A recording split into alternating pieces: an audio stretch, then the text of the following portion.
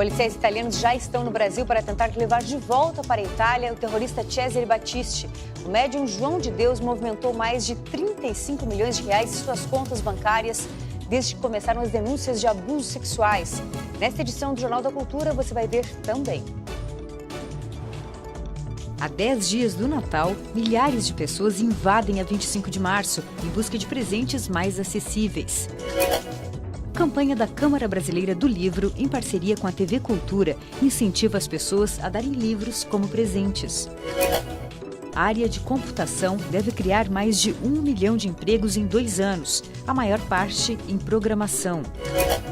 Franceses voltam a protestar contra a política econômica do governo de Emmanuel Macron e enfrentam a polícia. ONU alerta que o número de refugiados venezuelanos vai passar de 5 milhões no próximo ano. Egito anuncia a descoberta de tumba de mais de 4 mil anos, que ainda conserva parte das cores. Unir o interesse por tecnologia ao espírito natalino. Esse é o objetivo das oficinas Hack Noel. Voluntários fazem brinquedos usando impressoras 3D, eletrônicos e materiais recicláveis. Depois de prontos, os presentes serão doados para crianças pobres. A Manuela resolveu brincar de outro jeito neste Natal. Fazer brinquedos para ajudar outras crianças. Nessa oficina, no Centro Cultural de São Paulo, oferecida pela Prefeitura da capital, ela desenvolve projetos por meio da robótica e tecnologia. Como elas não têm um brinquedo decente para elas brincarem, geralmente, eu acho que elas vão gostar muito por ter um brinquedo assim e que uma pessoa pensou nelas para fazer esse brinquedo. O Hack Noel acontece em várias capitais do país. Aqui em São Paulo, é sediada pela Fab Livre SP. Reúne quem quer colocar a mão na massa e aprender.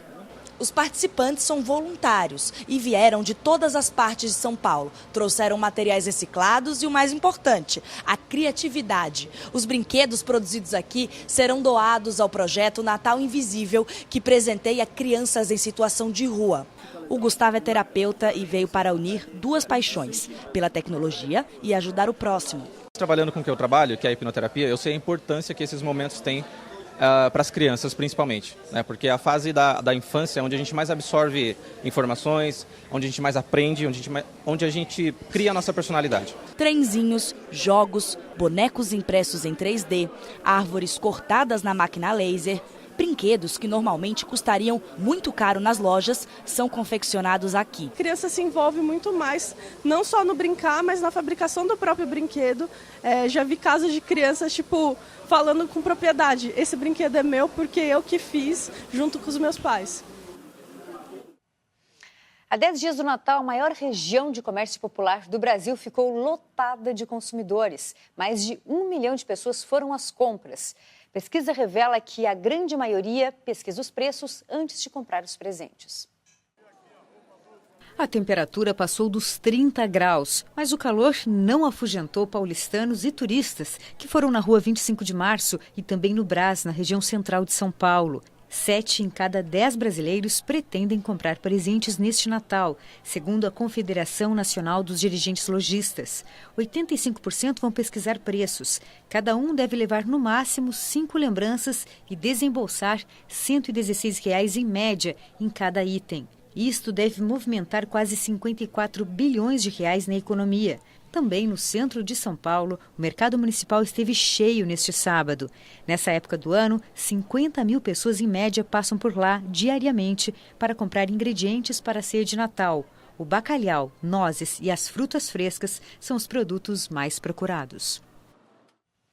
Natal é época de dar livro de presente. Uma campanha da Câmara Brasileira do Livro, em parceria com a TV Cultura, envolve as redes sociais, leitores, escritores e editores. Natal é época de dar presentes. Tem um livro que desde o ano passado ele me conquistou muito e eu tô com vontade de que todo mundo leia ele. Então sempre que eu posso eu dou ele de presente, que é O Ano em que Disse Sim, da Shonda Rhimes. E de ganhar o retrato de Dorian Gray, do Oscar Wilde. Para estes amigos que há 6 anos mantêm um canal na internet sobre literatura, não há presente melhor do que um livro. Aproxima o livro das pessoas e aproxima 2 pessoas através de um livro. A importância de tudo aquilo que a gente faz é principalmente no sentido de incentivar as pessoas a terem hábitos que levem à leitura. E para estimular a união entre amizade e literatura, uma série de campanhas lançadas neste fim de ano propõe um livro como presente ideal. A mobilização, que reúne escritores, editores, livreiros e leitores, tem apoio da TV Cultura. A jornalista Vera Magalhães já foi às compras para presentear parentes e amigos. Vou dar livro para todo mundo, já está todo mundo avisado, as crianças, os adultos. Além de fazer bem a quem presenteia e a quem é presenteado, campanhas desse tipo também ajudam a economia. Beneficiam um setor que só no ano passado movimentou mais de 5 bilhões de reais. A iniciativa vem em boa hora. O mercado editorial enfrenta uma crise, ameaçado pelo fechamento de livrarias. O projeto de um livreiro, quer dizer, sempre da formação de leitores e desenvolver o hábito de leitura nas pessoas. Essa é a nossa missão, vamos dizer assim, Ou seja, é eterna, ela caminha paralelo ao processo de educação, formal, educação de escola mesmo. Podendo o livro ser falado, poxa, como é que estão as coisas e o mercado, de fato, você lembrar as pessoas que o livro é interessante como um item muitas vezes esquecido de presente. E se tem um lugar onde existem produtos para todos os gostos, é aqui. A Mariana nem quis esperar o Natal. Se fosse a minha amiga Manu, a Nicole e a Júlia e a Helena, eu presentearia elas com vários livros de cada personalidade de cada uma. Até 2020, a área da computação deve criar mais de 1.400.000 vagas de trabalho. O problema é que não existe mão de obra qualificada. Por isso, cursos de programação voltados para mulheres buscam suprir essa demanda e aumentar a presença feminina na área. Regina é uma exceção. Doutora em engenharia elétrica, ela dá aulas sobre a ciência da tecnologia e coordena 2 cursos de MBA na Faculdade de Informática de São Paulo. Exemplo de que uma mulher também pode se destacar dentro de um universo onde 90% dos profissionais são homens. Eu acho que o exemplo é muito mais forte, às vezes, do que você saber resolver um problema ou você explicar uma teoria mais complexa. Esse encantamento precisa existir em relação à tecnologia também.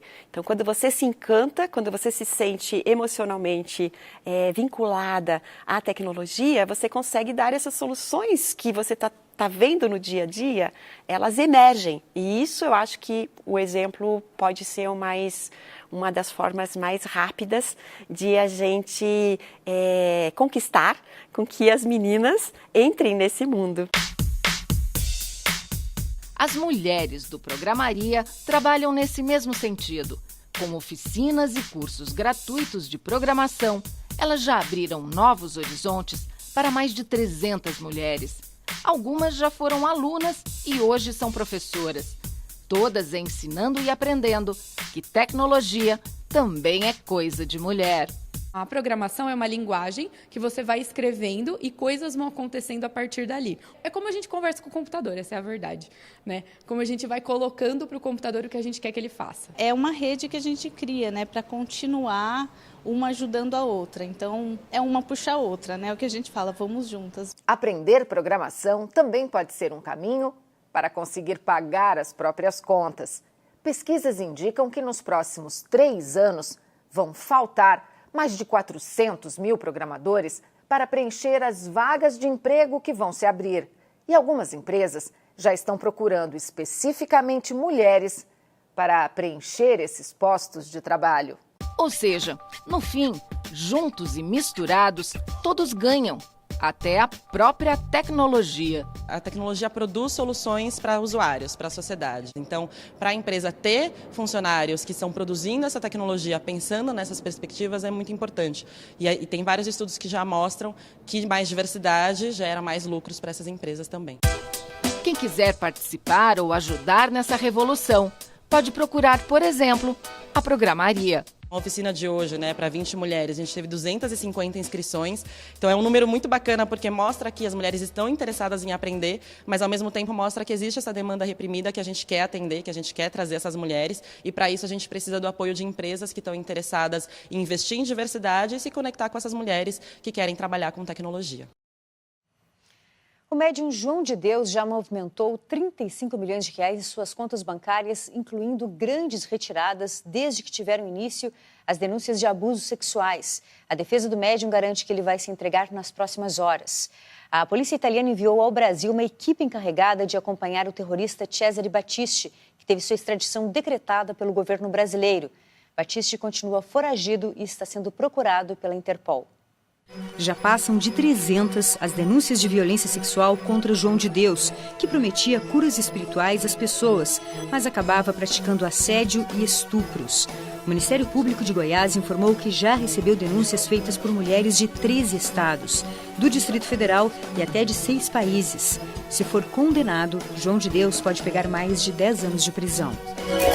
O governo da Itália divulgou um agradecimento às autoridades brasileiras pelo decreto de extradição do italiano Cesare Battisti, condenado à prisão perpétua em seu país por 4 assassinatos. Na década de 70, Battisti pertencia a um grupo terrorista denominado Proletários Armados pelo Comunismo, responsável por inúmeros atentados. Ele próprio é acusado de matar um guarda carcerário, um agente policial, um ativista político e um joalheiro, cujo filho ficou paraplégico depois de ser baleado. O governo italiano espera a rápida extradição de Battisti. Pelo terceiro dia consecutivo, passageiros com voos marcados para o aeroporto de Cumbica enfrentaram atrasos, filas e atendimento precário por parte das companhias aéreas. Centenas de voos tiveram seus horários adiados, obrigando as pessoas a permanecerem durante horas no saguão. A empresa que administra o aeroporto atribui os atrasos ao mau tempo. O vereador Eduardo Tuma, do PSDB, foi eleito hoje presidente da Câmara Municipal de São Paulo.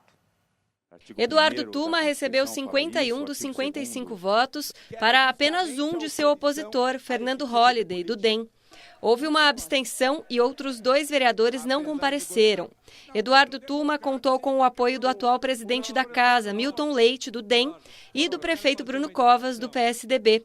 A posse será no dia 1º de janeiro e o mandato é de 1 ano. Nós, como representantes do povo, temos uma missão, um objetivo que é garantir uma vida mais justa, mais igualitária, mais humana, ou seja, até para corroborar com a frase de Aristóteles, uma vida melhor para o cidadão paulistano. Em cerimônia realizada na manhã de hoje, o Parque da Juventude, situado na zona norte da capital paulista, foi renomeado e passou a se chamar Parque da Juventude Dom Paulo Evaristo Arnes.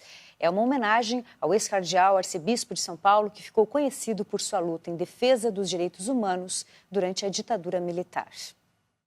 A cerimônia para apresentar ao público a nova placa do parque contou com o governador do estado de São Paulo, Márcio França, do PSB. O deputado estadual Luiz Fernando, do PT, foi responsável pelo projeto de lei que alterou o nome do local para Parque da Juventude Dom Paulo Evaristo Arnes. Antes do parque, funcionava o presídio do Carandiru, o maior da América Latina. Em 1992, aconteceu o massacre de 111 presos durante uma rebelião.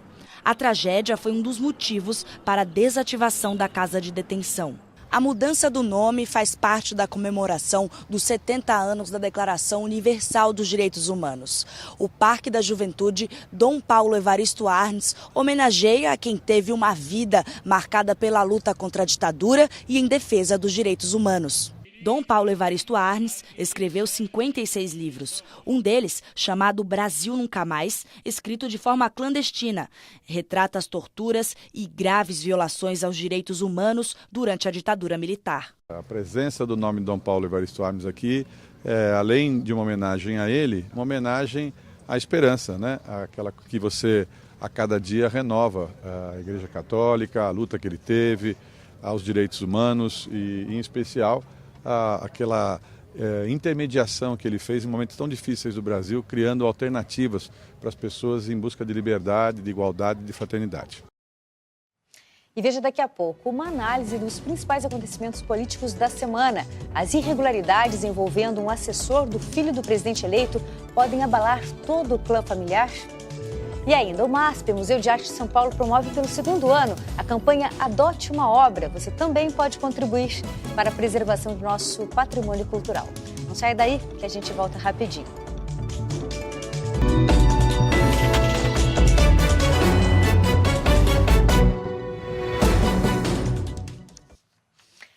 Neste Natal, o público pode presentear o patrimônio cultural brasileiro. O MASP, Museu de Arte de São Paulo, promove pelo 2º ano a campanha Adote uma Obra.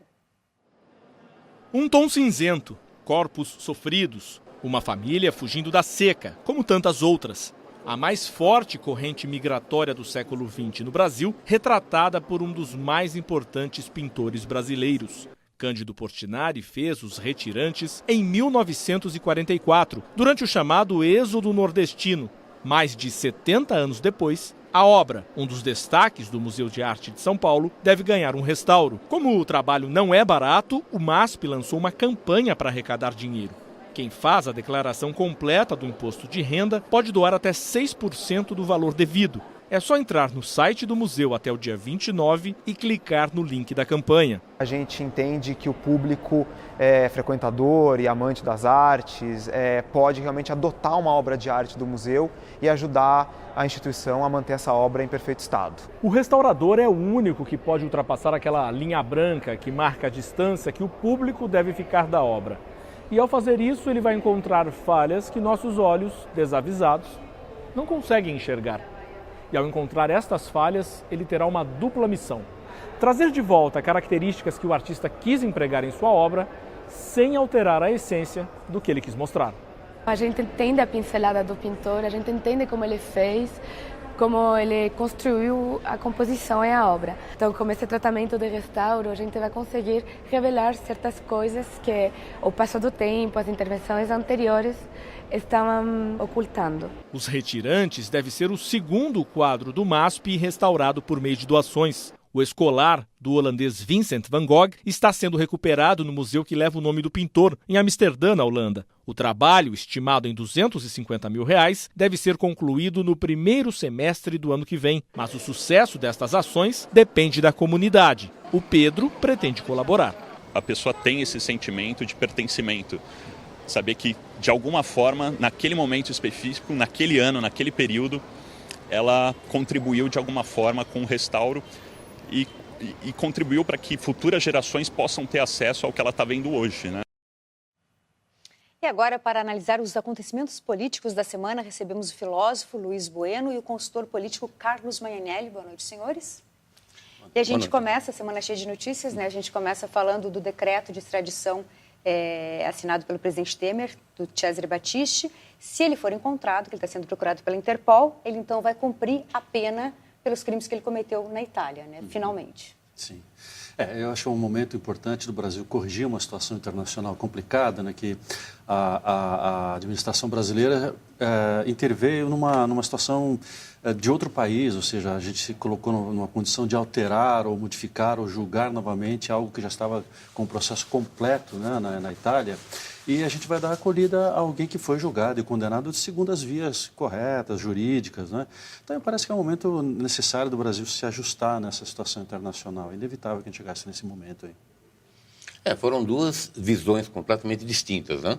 Um governo de tendência de esquerda que não quis a extradição, e agora nós temos um governo de centro e um futuro governo de direita que aceitam a extradição. São duas visões de forma de governo, a forma ideológica de governo. Então, como disse o professor Luiz, eu acredito também que nós tenhamos hoje uma justiça sendo feita, porque foram 4 mortes, não foram apenas manifestações ou qualquer crime político. O crime teve envolvimento de vidas. Então, acredito que esteja sendo feita justiça nesse momento. Carlos, sobre as irregularidades envolvendo o motorista, o assessor do Flávio Bolsonaro, você acha que essas denúncias devem crescer aí ao longo das semanas, nas próximas semanas, e isso deve afetar de que forma? Afetaria o clã Bolsonaro? Com certeza a imagem será afetada, né? Porque você tem uma construção de imagem durante a campanha eleitoral e essa construção foi muito bem feita e agora começa a desconstrução através do trabalho de apurar a verdade dos fatos. Se realmente isso for verdade, mesmo que não seja verdade, até que seja apurado, isso vai abalar, sim, a imagem da família Bolsonaro. E o Flávio Bolsonaro deve estrear no Senado com essa com esse envolvimento aí do ex-assessor dele, que deve comprometer ali, deve, né, ofuscar um pouco o brilho dessa estreia no Senado. Certamente. Por isso, como o professor Carlos disse, é necessário para a oposição manter esse assunto em pauta para que, assim, a força que o Bolsonaro teria já no início, né, assim, do seu trabalho no Legislativo, já fique um pouco comprometida. Então, independentemente dos fatos em si, o que importa é a discussão. O que importa é a imagem pública que ela seja comprometida. Se é verdade ou não, isso só as investigações vão dizer. Mas, em termos de imagem, o jogo político está sendo feito exatamente onde ele é necessário, né, para que você tire um pouco da força de quem está estreando já com um apoio popular muito grande. E isso, no momento de início de negociação de um novo mandato, para as oposições ou para quem tem outros interesses, é fundamental, né, da estratégia política que isso aconteça agora. Essa semana foi nomeado o último ministro do governo, do Meio Ambiente, Ricardo Salles. Algumas entidades ambientais já criticaram bastante o futuro ministro, né? E também o governo, dizendo que o governo ameaça a proteção ambiental. Eu queria saber do senhor se essas considerações, essas críticas, elas são exageradas ou se vocês concordam com essas críticas? Como disse o professor Luiz, todo governo que está iniciando tem a tendência da oposição em destruir a imagem ou minimizar a imagem dele, enfraquecer a imagem, para que ele não comece, né, Ana, com uma força tão grande e eles possam ter, a oposição possa ter oportunidade de poder colocar alguma coisa. O que me causa estranheza é que em nenhum momento foi levantado nada contra esse rapaz que vai ser o ministro do Meio Ambiente, enquanto secretário aqui do Alckmin em São Paulo. Não há nada que macule a imagem dele. Então, ataque pelo ataque, realmente, para poder minimizar a imagem desse governo como um todo. É mais ou menos a mesma estratégia que está acontecendo com relação à família Bolsonaro, né? É necessário você manter a temperatura aquecida das discussões, ainda que você não tenha fatos, ainda que você não possa dizer nada, porque, afinal de contas, o que se pode dizer da administração desse futuro ministro é apenas no campo especulativo. Não tem nada que possa dizer, olha, essa pessoa vai agir assim, até porque ele não deu declarações, não disse que tipo de política, em termos de meio ambiente, ele vai tocar quando assumir a pasta. Então, no fundo, nós estamos vendo o mesmo processo de debate, de manter a temperatura aquecida, de tentar segurar um pouco essa força de um novo mandato que começa. Então, onde você tiver possibilidade de enfraquecer essa imagem pública, é o que os opositores vão fazer. Isso faz parte desse jogo, né, normal, né, de um início de um mandato novo. Né? Luiz, hoje representantes de quase 200 países reunidos em Katowice, na Polônia, eles assinaram um acordo para acelerar as medidas para a contenção do aquecimento global. E hoje também o presidente eleito Jair Bolsonaro escreveu no Twitter sobre a desistência de o Brasil sediar a COP25, né? A Conferência do Clima da ONU. Ele disse o seguinte, ele disse que o evento custaria mais de 500 milhões ao Brasil e poderia constranger o futuro governo a adotar posições que requerem um tempo maior de análise e de estudo. Eu queria saber dos senhores como é que vocês avaliam os argumentos do presidente eleito sobre não sediar a COP25.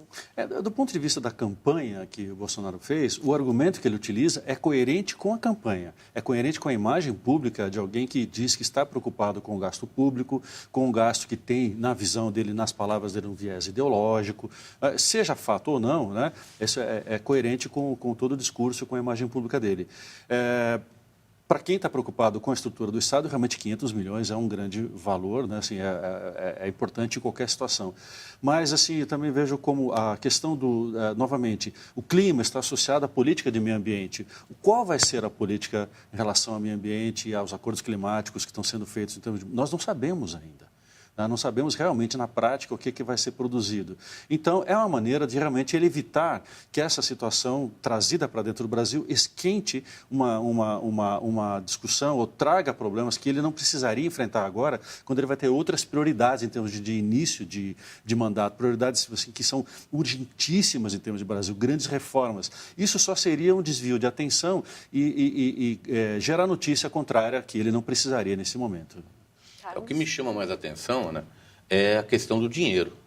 Eu lembro uma frase do general Costa Silva, quando ofereceram para ele trazer a Copa do Mundo para o Brasil, e ele falou, nós temos outras prioridades, saúde, educação, antes de pensar em trazer e ter esse gasto excessivo com a Copa do Mundo.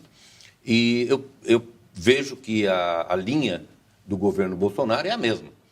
Como é que você vai gastar 500 milhões de reais num evento internacional importante, mas que deve ser considerado outras prioridades no Brasil, saúde e educação, que nós estamos realmente precisando e muito.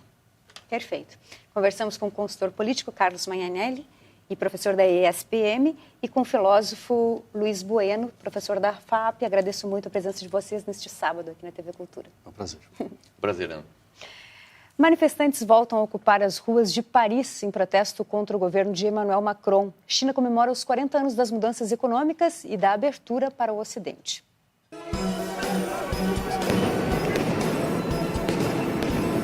Pelo quinto sábado consecutivo, milhares de manifestantes voltaram a ocupar o centro de Paris, na área do Boulevard Champs-Élysées, junto ao Arco do Triunfo. Apesar das mudanças anunciadas pelo governo, que reduziu o imposto sobre os combustíveis e aumentou o salário mínimo, os grupos de opositores, conhecidos como coletes amarelos, continuam protestando contra a política econômica. Houve centenas de prisões. Com uma enorme festa no Salão do Povo em Beijing, a China comemorou hoje os 40 anos da grande virada na política econômica do país, implantada por Deng Xiaoping na década de 70. A mudança que levou o país a adotar o regime capitalista na economia resultou num crescimento sem precedentes, que permitiu a inclusão de centenas de milhões de pessoas no mercado, com acesso a moradias e bens de consumo. Mas a política permanece sob controle rigoroso do Partido Comunista. Representantes do Chile comemoram a escolha do país para sediar a COP25, a próxima conferência da ONU sobre as mudanças climáticas, a ser realizada no próximo ano. A decisão foi tomada no encontro de Katowice, na Polônia, depois que o Brasil, por decisão do presidente eleito Jair Bolsonaro, desistiu de promover a conferência e chegou até a ameaçar com a retirada do Acordo de Paris. O Egito anuncia a descoberta de uma tumba de 4.400 anos. O local, que fica próximo do Cairo, está excepcionalmente preservado e até as cores suportaram a ação do tempo. O túmulo pertenceu a um sacerdote de alta patente da Quinta Dinastia. No total, são 24 estátuas, que também representam a família do sacerdote. A ONU alerta que mais de 2 milhões de venezuelanos deverão deixar o país no próximo ano. Isso significa que o número de imigrantes daquele país vai passar de 5 milhões. A maioria busca refúgio na Colômbia. A Comissão Especial da ONU, criada para tratar da crise humanitária na Venezuela, calcula que serão necessários mais de 700 milhões de dólares para garantir ajuda aos refugiados venezuelanos que se espalham pela América Latina.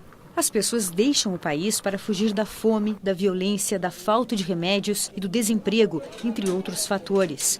A economia da Venezuela, país que possui uma das maiores reservas de petróleo do mundo, está praticamente arrasada, depois de 2 décadas do chamado regime bolivariano, iniciado por Hugo Chávez e que prossegue sob o comando de Nicolás Maduro.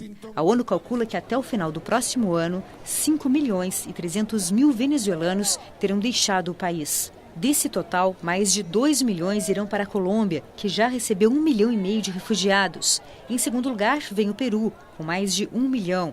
Em terceiro, o Equador, com quase 300 mil. E em quarto, o Brasil, que já recebeu cerca de 100 mil venezuelanos, e esse número deve dobrar até o final de 2019. Esta semana foi marcada por outro triste acontecimento na Venezuela. O diário El Nacional, o último jornal independente do país, deixou de circular em papel e agora em diante terá apenas a versão digital. Agora são 26 os jornais e revistas independentes que saíram de circulação na Venezuela por causa das perseguições movidas pelo governo, inicialmente nos tempos de Hugo Chávez e agora por Nicolás Maduro. Na Inglaterra, 2 homens que jogaram gasolina e atearam fogo num táxi foram presos e condenados a apenas de 6 e 5 anos de prisão. Um dos homens desce do carro, pega a bomba e joga gasolina no banco traseiro. Em seguida, ateia fogo. O motorista desce pelo banco dianteiro e um dos criminosos desce por trás. Veja de novo. O caso ocorreu no condado de Kent. Em menos de uma semana, um deles foi condenado a 6 anos e o outro a 5 anos de prisão. Acidente com um bonde elétrico em Lisboa deixa 28 pessoas feridas. O bonde descarrilou ao fazer uma curva e tombou, lançando alguns passageiros na calçada. Pelo menos 8 pessoas foram hospitalizadas, mas nenhuma em estado grave. O bonde elétrico é uma das atrações de Lisboa e calcula-se que mais de 1 milhão de pessoas, entre turistas e moradores, utilizam esse transporte a cada ano. Um arrastão numa praia de São Vicente, no litoral paulista, termina com a morte de uma pessoa e ferimentos em 2. Por volta de 3h30 da tarde, os banhistas ficaram assustados quando 2 ladrões tentaram promover um arrastão na Praia dos Milionários, em São Vicente. Policiais militares enfrentaram os bandidos, depois que um deles sacou um revólver e passou a disparar contra a multidão. Na troca de tiros, um dos bandidos morreu e outro ficou ferido. Uma banhista também foi baleada. Luzes, árvores gigantes e enfeites de todo tipo celebram o Natal pelas cidades do Brasil. Aqui em Manaus, o complexo turístico da Ponta Negra foi o local escolhido para concentrar a decoração de Natal pelo 6º ano consecutivo. Menino Jesus, né? E nós ficamos muito alegres. Nós fosse todo mundo fosse alegre nessa vida, não havia nada de coisa ruim nesse mundo. Turma do Castelo Rá-Tim-Bum está presente neste espaço. Seus personagens fazem a alegria da criançada. Em Campina Grande, a gente pode dizer que o xodó da população é mesmo essa árvore de Natal gigante, 22 metros de altura, 5 painéis de luzes de LED. O pessoal passa e fica encantado. Eu gostei mais desses anjinhos com a trombeta. E aqui no Rio de Janeiro, mais precisamente na Lagoa Rodrigo de Freitas, o símbolo natalino está de volta após 2 anos ausente. A inauguração da maior árvore flutuante do país é o 3º mais importante evento do calendário oficial da cidade do Rio de Janeiro. Com 70 metros de altura neste ano, a Árvore da Lagoa terá 3 decorações especiais de Natal interativas para que os cariocas e os turistas possam registrar as melhores lembranças da Árvore do Rio. Veja daqui a pouco os gols da rodada dos campeonatos espanhol e inglês. E ainda, Brasil conquista 1 medalha de ouro e 2 de bronze e faz o melhor dia no Mundial de Natação de Piscina Curta na China. Não sai daí, a gente volta rapidinho.